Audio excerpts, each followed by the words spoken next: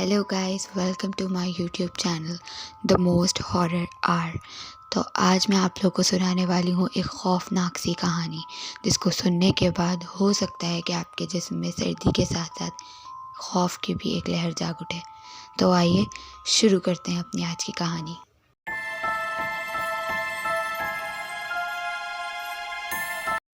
कहानी की शुरुआत होती है मुलिन्स नामी एक शख्स से। मुलिन्स गुड़िया बनाने का काम करता है। मुलिन्स की एक छोटी सी फैमिली है जिसमें उसकी बीवी और एक छोटी बच्ची शामिल है। मुलिन्स दिन भर गुड़िया बनाता है और जो वक्त उसको मिलता है वो उसे अपनी बेटी के साथ गुजारना पसंद करता है। वक्त कुछ इसी तरह गुजर रहा हो कि एक दिन मुलिन्स फैमिली चर्च से वापस घर जा रही होती है कि अचानक उनकी गाड़ी बंद हो जाती है। मिस्टर मुलिन्स गाड़ी को चेक करने के लिए गाड़ी से नीचे उतरते हैं और उनकी छोटी बेटी भी उन्हीं के पीछे गाड़ी से उतर जाती है। उस छोटी सी बच्ची की नज़र सड़क पर पड़ी एक बॉल पर पड़ती है जो कि सड़क के बिल्कुल बीचों बीच पड़ी होती है। वो छोटी सी बच्ची जैसे ही उस बॉल को उठाने के लिए आगे बढ़ती है, एक तेज़ रफ्तार ट्रक उस बच्ची को कुचलता हुआ चला जाता है और वो बच्ची अपने ज़ख्मों की ताब ना लाते हुए वहीं दम तोड़ देती है। बच्ची के इंतकाल के बाद मिस्टर एंड मिसेस मुलिन्स बहुत ही अकेले पड़ जाते हैं। मिसेस मुलिन्स खुद को कमरे में बंद कर लेती हैं। मिसेस मुलिन्स की ये हालत देखते हुए मिस्टर मुलिन्स फैसला करते हैं कि वो चर्च से कुछ ऑर्फन बच्चियों को अपने घर बुलाएंगे। अब चर्च से कुछ बच्चियाँ मिस्टर मुलिन्स के घर आ जाती हैं और उनके साथ उनकी एक नन भी वहाँ मौजूद होती है। उन बच्चियों में एक बच्ची जिसका नाम जेनिस होता है, वो बच्ची बिल्कुल मिस्टर एंड मिसेस मुलिन्स की बेटी जैसी होती है। मिस्टर मुलिन्स उन सबको उनके कमरे दिखाते हैं, लेकिन उसी वक्त जेनिस का ध्यान एक बंद दरवाजे की तरफ पड़ता है और वो उस दरवाजे की तरफ चली जाती है।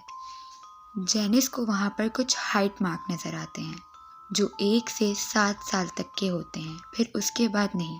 मिस्टर मुलिन्स की नज़र जैसे ही जेनिस पर पड़ती है, वो फ़ौरन उसको वहाँ जाने से रोकते हैं और उसको हिदायत करते हैं कि वो यहाँ दोबारा ना आए। लेकिन अब जेनिस की क्यूरियोसिटी उस कमरे को लेके बढ़ गई थी। रात में जब mister and missus Mullins, nun और बाकी सब बच्चियाँ सो रहे होते हैं तो जेनिस उस कमरे के दरवाजे को खोल देती है। जब वो अंदर जाती है तो उसको एक कुर्सी दिखाई देती है और उस कुर्सी पर एक गुड़िया पड़ी होती है जो देखने में बहुत ही खौफनाक होती है। कुछ देर के लिए जेनिस को लगता है कि जैसे वो गुड़िया हकीकत में उसको देख रही है। उसकी बड़ी बड़ी आंखें जैसे उसकी रूह के अंदर तक झांक कर देख रही है, जैसे वो गुड़िया जिंदा है। जेनिस को बहुत खौफ महसूस होता है। वो फ़ौरन उस दरवाजे को बंद करती है और अपने कमरे में चली जाती है। अगली रात जब सब सो रहे होते हैं तो जेनिस फिर उस कमरे की तरफ जाती है और एक बार फिर दरवाज़ा खोल देती है। अब की बार गुड़िया के साथ साथ उसे खिड़की के पास एक छोटी बच्ची नज़र आती है जो तकरीबन जेनिस की ही उम्र की होती है। जेनिस उस बच्ची को पुकारती है और वो बच्ची जैसे ही पीछे मुड़ के देखती है तो जेनिस की तो मान लो जैसे रूह ही फना हो जाती है, क्योंकि वो छोटी बच्ची कोई और नहीं बल्कि मिस्टर एंड मिसेस मुलिन्स की वो मरी हुई बेटी होती है। जेनिस उस बच्ची को देखकर बहुत डर जाती है, लेकिन वो दोबारा हिम्मत करके उस बच्ची को बुलाती है।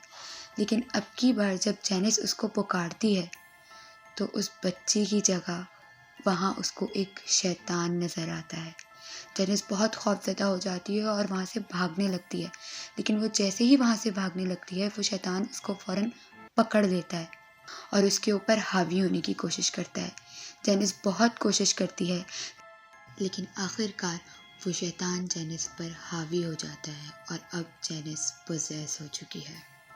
लेकिन ये सब मंज़र जेनिस और उस शैतान के अलावा कोई और भी देख रहा होता है, और वो कोई और एक छोटी बच्ची लिंडा है। लिंडा भी उन चर्च में से आई हुई बच्चियों में से एक है, लेकिन वो उम्र में उन सबसे छोटी है। लिंडा ये सब देखकर बहुत खौफज़दा हो जाती है और वो भागकर मिस्टर मुलिन्स के पास जाती है ताकि उनको सारी हकीकत बता सके। लेकिन जब वो मिस्टर मुलिन्स के कमरे की तरफ जाती है तो मिस्टर मुलिन्स उसे पहले ही कमरे से बाहर नज़र आते हैं। वो दौड़कर मिस्टर मुलिन्स के पास जाती है और उनको सारी हकीकत बताने लगती है। मिस्टर मुलिन्स लिंडा को लेकर जैनिस के कमरे में जाते हैं, लेकिन जब वो दोनों जैनिस के कमरे में जाते हैं तो मिस्टर मुलिन्स ये देखकर बहुत हैरान होते हैं कि जैनिस अपने कमरे में आराम से सो रही है। वो लिंडा को समझाते हैं कि हो सकता है कि तुमने जो देखा हो वो महज एक ख्वाब हो, और वो इसी दिलासे में लिंडा को वहाँ छोड़कर वहाँ से चले जाते हैं। लेकिन लिंडा को यकीन होता है कि उसने जो कुछ भी देखा है वो सब सच है, इसीलिए उसको जैनिस के साथ रहने में बहुत खौफ महसूस हो रहा होता है। अब वो फ़ौरन से उस कमरे से निकलती है और नन के पास चली जाती है। ये वही नन है जो बच्चों के साथ चर्च से आई है। अब लिंडा नन के पास जाके उसको सारी कहानी सुनाती है, लेकिन नन भी उसकी बातों को नज़रअंदाज कर देती है। वो लिंडा को समझाती है कि देखो, हम काफ़ी दिनों से उस कमरे के बारे में बात कर रहे हैं, तो हो सकता है कि तुम्हें कुछ इल्यूजन्स हो गई हों। लेकिन लिंडा उसको यकीन दिलाती है कि नहीं, उसने जो कुछ भी देखा वो सब सच है। लेकिन नन उसकी बातों को नज़रअंदाज कर देती है। अगली सुबह लिंडा मिस्टर मुलिन्स को सब कुछ हकीकत बता देती है कि जैनिस ने मिस्टर मुलिन्स के मना करने के बावजूद उस कमरे का दरवाज़ा खोला था। अब मिस्टर मुलिन्स भी ये बात सुनकर काफ़ी परेशान हो जाते हैं। वो जैसे ही जैनिस के कमरे की तरफ बढ़ने लगते हैं, जैनिस एकदम उनके सामने आकर खड़ी हो जाती है और मिस्टर मुलिन्स को पता चल जाता है कि जैनिस हर तरह से पोसेस्ड हो चुकी है। वो फ़ौरन अपना क्रॉस साइन निकालते हैं और जैनिस की तरफ करते हैं, लेकिन जैनिस के अंदर जो शैतान होता है वो उनसे कई गुना ज़्यादा ताकतवर है। वो एक एक करके मिस्टर मुलिन्स की उंगलियों को तोड़ना शुरू कर देते हैं, जिसकी वजह से मिस्टर मुलिन्स की तेज़ चीखें पूरे घर में गूंजने लगती हैं। नन ये सब कुछ सुनने के बाद जैसे ही उस कमरे की तरफ बढ़ती है जहाँ मिस्टर मुलिन्स, लिंडा और जैनिस है, तो वो ये देखकर बहुत खौफज़दा हो जाती है कि मिस्टर मुलिन्स की बॉडी ज़मीन पर पड़ी है और वो मर चुके हैं। मिस्टर मुलिन्स की बॉडी बहुत ही बुरी हालत में ज़मीन पर पड़ी होती है। उनकी सब उंगलियां टूट चुकी होती हैं और उनका चेहरा बिल्कुल नीला पड़ा होता है। मान लो जैसे किसी ने उनका सारा खून चूस लिया है। नन जब ये सब कुछ देखती है तो वो फ़ौरन लिंडा को वहाँ से भागने के लिए कहती है, लेकिन जैनिस ये सब कुछ देखकर फ़ौरन खिड़की से बाहर छलांग लगाती है और कहीं दूर जंगल की तरफ भाग जाती है। अब नन को समझ आ गया था कि लिंडा रात में उसको जो कुछ बता रही थी वो सब कुछ सच था। अब वो बहुत ही गुस्से में मिसेस मुलिन्स के पास जाती है और उनको जाकर कहती है कि ये सब क्या माजरा है। वो जब से इस घर में आए हैं, कभी जैनिस को कुछ नज़र आता है और कभी लिंडा को, और आज मिस्टर मुलिन्स का इस तरह से डेथ उन सब के लिए एक बहुत बड़ा शॉक था। मिसेस मुलिन्स, जिनका आधा चेहरा मास्क से हमेशा छुपा रहता है, नन से बोलती हैं कि उनकी बेटी के गुजर जाने के बाद वो और मिस्टर मुलिन्स बहुत ज़्यादा अकेले पड़ गए थे, क्योंकि जो बच्ची मरी थी वो मिस्टर एंड मिसेस मुलिन्स की इकलौती बेटी थी। इसके बाद मिस्टर एंड मिसेस मुलिन्स ने सोचा कि वो अपनी बेटी को वापस इस दुनिया में लाने की अटेम्प्ट करेंगे। उसके बाद मिस्टर एंड मिसेस मुलिन्स अपनी बेटी को दुनिया में वापस लाने के लिए कोशिशें करते हैं और इत्तफाकन उनकी बेटी इस दुनिया में वापस आ भी जाती है। मिस्टर एंड मिसेस मुलिन्स अपनी बेटी को दोबारा पाकर बहुत खुश होते हैं, लेकिन वो इस बात से अनजान है कि अब जो उनके पास आया है वो उनकी बेटी नहीं बल्कि एक शैतान है।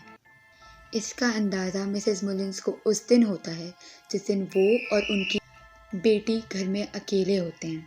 मिसेस मुलिन्स घर में कुछ काम कर रही होती हैं कि अचानक उनको बहुत ही खौफनाक चीखें सुनाई देने लगती हैं। वो जैसे ही उस चीखों की तरफ बढ़ती हैं तो क्या देखती हैं कि वो चीखें कोई और नहीं बल्कि उनकी अपनी बेटी मार रही है, और वो बहुत ही बुरे अंदाज में चीखों पुकार कर रही है और मिसेस मुलिन्स पे मुस्तकिल हमला करने की कोशिश कर रही है। यहाँ पर मिसेस मुलिन्स को समझ में आया कि उन्होंने जिसको इस दुनिया में बुला लिया है वो उनकी बेटी नहीं बल्कि दूसरी दुनिया से आया हुआ एक शैतान है, जो उनकी बेटी की शक्ल लेकर इस दुनिया में आ गया है। मिसेस मुलिन्स जैसे ही अपनी बेटी को ये सब हरकतें करता हुआ देखती हैं, वो बहुत परेशान हो जाती हैं और फ़ौरन से अपना होली क्रॉस साइन उठा लेती हैं। लेकिन वो शैतान मिसेस मुलिन्स पर हमला करता है और उनको ज़ख्मी कर देता है। ये बताते हुए मिसेस मुलिन्स जैसे ही अपना मास्क हटाती हैं तो नन ये देखकर एकदम सहम जाती है कि मिसेस मुलिन्स का आधा चेहरा ज़ख्मी हुआ है और उनके चेहरे पर बहुत बड़े बड़े पंजों के निशान हैं, जैसे कि किसी ने उनका आधा मुंह नोच लिया हो। मिसेस मुलिन्स मज़ीद बताती हैं कि उसके बाद उनके हस्बैंड यानी मिस्टर मुलिन्स और चर्च के फादर ने मिलकर उस डीमन को एक कमरे में बंद कर दिया था, जिस कमरे को जेनिस ने खोल दिया। अब वो शैतान आज़ाद हो चुका था और बरसों कैद रहने के बाद उसकी ताकतें भी पहले से ज़्यादा कई गुना बढ़ गई थीं। अभी मिसेस मुलिन्स अपनी बात को मुकम्मल कर ही रही होती हैं कि नन को बच्चियों के कमरे से चीखो पुकार करने की आवाज़ आती है। नन जैसे ही उस कमरे की तरफ दौड़ती हैं तो वो क्या देखती हैं, जिस गुड़िया को जेनिस ने पहली बार कुर्सी पर देखा था वो हवा में होती है और जेनिस बहुत ही मज़े से उस गुड़िया को बैठी देख रही होती है, मुस्कुरा रही होती है, जबकि बाकी सब लड़कियां उससे बहुत ज़्यादा सहम जाती हैं, डर जाती हैं, चीखें मारने लगती हैं। उनको समझ में नहीं आ रहा होता कि ये सब हो क्या रहा है। नन बहुत ज़ोरदार आवाज़ में जेनिस को पुकारती हैं। वो जेनिस का नाम लेती हैं और जैसे ही वो जेनिस का नाम लेती हैं वो गुड़िया धक से नीचे आके ज़मीन पर गिर जाती है और जेनिस बहुत ही बुरे अंदाज में हंसते हुए भागती हुई बेड के नीचे घुस जाती है। ये मंज़र देखकर बच्चियाँ और डर जाती हैं, लेकिन लिंडा जो उनमें सबसे ज़्यादा छोटी होती है और जिसको जेनिस की सबसे ज़्यादा फ़िक्र होती है, वो हिम्मत करती है और उस गुड़िया को उठा लेती है।